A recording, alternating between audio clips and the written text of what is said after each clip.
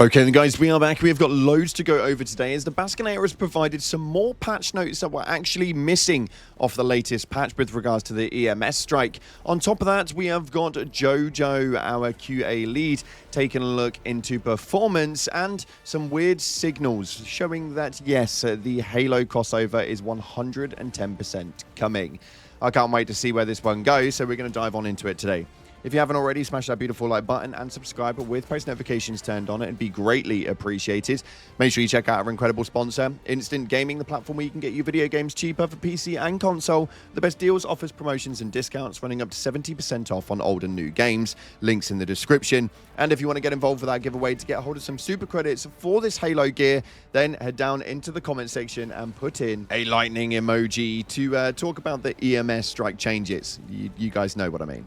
Nonetheless, we'll announce that one very soon. With that being said, let's dive into the game and see what it is that's happening right now in Helldivers 2. So to give you guys a really quick update to the major order, currently we have got 4 days remaining on the clock. 73% of Bore Rock is completed, and we are 32% of the way through the 5 million charges. With regards to the common samples, though, we're pretty much getting that one done, clarified, so we don't need to worry about that too much. But heading into the charges, you are going to want to obviously lower down that difficulty. Now, I have heard that running in number 6 or 7 are potentially the easiest ones to actually operate on, finding those normal charges inside of the game. If you are running on 10, it's not likely that you'll see them whatsoever. So make sure that you're lowering down that difficulty. Head over to Crimsica, we can get that one secured, so then we've got the strategic opportunity at least done, and then we can head on over to Bore Rock just after that on the same difficulties, making sure that we clarify out those charges and get liberation on Bore Rock. A very easy one, actually, and I was kind of surprised as to how pleasantly quickly you actually managed to get this one done.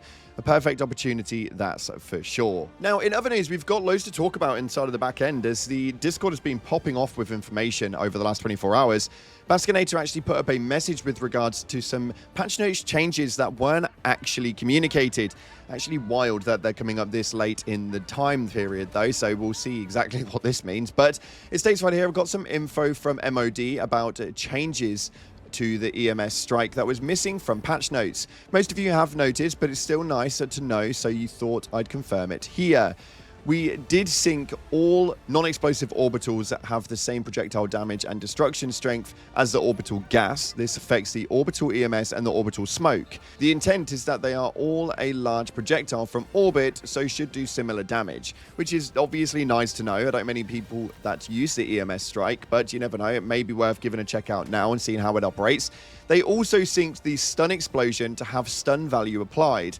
This affects all orbital EMS and mortar EMS. So now finally we've got the actual stun factors that should have been applied now actually inside of there. It's nice to know that they have given us those patch notes, even though it's really, really delayed. I think that it's one of those things that sometimes it can get missed when they're fiddling around with so many different things. It's definitely something that you guys are going to want to check out. But another problem that we're seeing right now inside of the game has now just been known issued. It's been added to the list, and it states right here that the XP modifier is not applied accurately for high CR, Eradicate, and Blitz missions. Now, a lot of you guys did notice this yesterday, and it has now officially been announced that it is definitely a problem. It's not happening every single time, although it is happening to a lot of people. Reddit posts were going absolutely wild yesterday, complaining about the XP modifiers not being applied correctly. Whether that means that it's just not applied on the end screen title, or whether it's a basis of it's actually just not being applied at all, is yet to be seen. How they'll actually approach that one once they do eventually get it fixed, and how they'll put out any excess XP, we'll have to wait and see. I can't imagine that they will put out any excess XP, but hopefully it gets fixed very soon. Maybe just avoid those 2 mission types of Eradicate and Blitz missions up until that time period.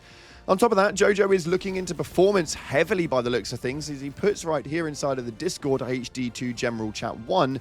Afternoon, folks. Hope we're all well. Just for the folks here, can you give me any examples of performance issues you experience and how they manifest? Low FPS versus stuttering, etc. I'm just comparing people's experiences with data. So it's obvious that they are looking quite heavily into that. and are trying to get as much information as they can do to get it as full rectified and as fully obtainable as possible. Hopefully, this does mean that the optimization and performance does get spiked quite nicely, ready for the 26th in just a week and a half now for when this game launches on Xbox. We all know that it's definitely needed, so hopefully it's something that they definitely push out soon. Moving forward, though, there was a galactic warning system that slid under the radar over on Discord that gave us a really interesting sound. Listen to this.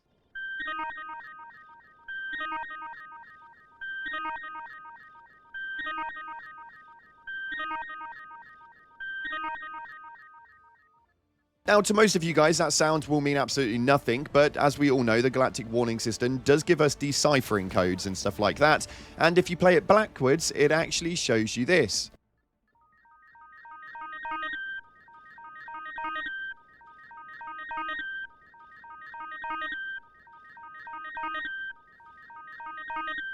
And that is actually a sound from inside of the ODST game itself. So if that doesn't clarify it for you, well, Xbox may have just done the exact same thing over on their YouTube channel. They actually posted up the Bring the Boom trailer that came up a couple of days ago. Somebody actually put on there, holy S, Halo ODST, let's go, ODSTs are deploying. And the Xbox official page actually responded to it saying, yeah, buddy, as are we, friend, as are we.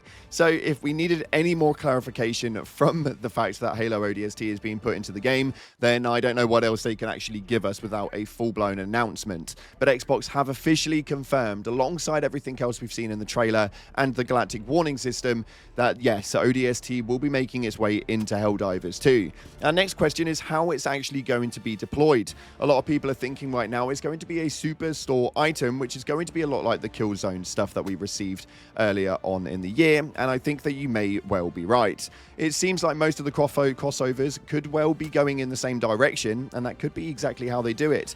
What we will notice, though, is probably a price difference, as if we remember correctly, the Killzone gear releasing, people kicked off about the pricing on it quite substantially. So I would probably suggest that it's going to be lowered down quite a lot, probably similar to what we're already seeing in the Superstore with regards to armor and weaponry inside of there. That would be my main thought on it anyway, but I want to know what your guys are via the comment section below. If you were to pay for some armor, how many super credits do you reckon that you'd be happy to pay out for when it comes to the Halo ODST gear? For me personally, I don't think there's any limitation. I will put all of my bank account into it, as I want that ODST stuff to come through as soon as possible.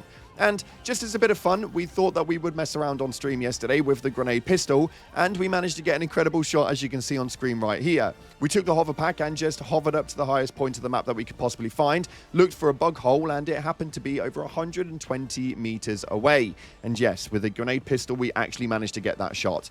I still can't believe it, and I just thought that I'd feature it in here, as I'm really happy about it. Make sure you go and show us some love over on Reddit. It seems to be doing all right at the moment. And we're going to take a look at your top comments, as you guys had a lot to say in regards to the last video where we went over the UI changes that have officially happened, charger issues, and with regards to the Halo armor mod that has been recently put out to see what it could potentially look like when they release the official gear.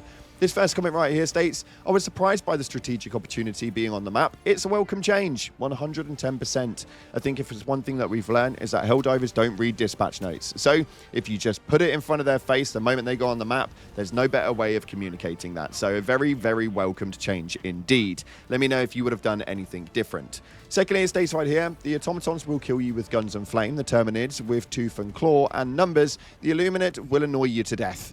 Yeah, it seems that right now the Illuminate are not really a loved faction, and it seems to be shown quite heavily in the numbers. If you don't know what I'm talking about with that, check out yesterday's video, because it was a very in-depth number review point that kind of showed exactly where it is that the factions are at this current point in time, and it doesn't seem to be changing anytime soon.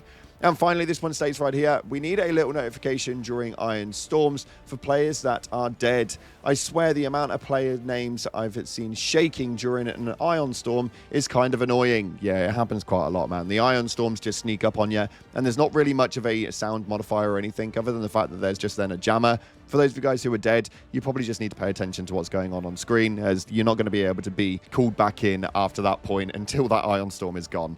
It's an annoying one, but nonetheless, it's what we deal with here inside of the game. Unfortunately, that's what we've got time for today, though. It's been an interesting time to be a Helldiver just recently, and it seems like it's only going to get better over future weeks. Make sure you stay tuned to the channel for all news related to Helldivers 2. Like, subscribe, and as always, I'll see you in the clouds.